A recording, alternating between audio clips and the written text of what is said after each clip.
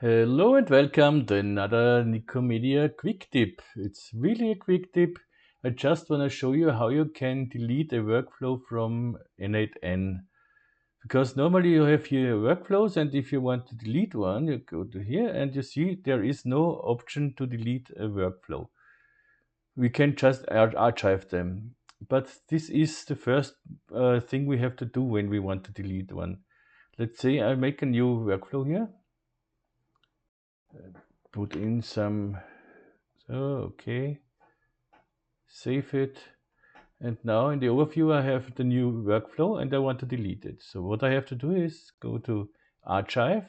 And then when it's archived, we go to the filter here, show archived workflows. And now you see I have here my archived workflow, and the archived workflow now you can simply delete. So you get rid of this whole uh, old workflows or just test workflows or something else. Yeah, that's it. That's all what I want to show you here. So I can delete this one here, and so on. Okay, I wish you a wonderful day and see you hopefully next time. Bye bye. Best greetings from Vienna.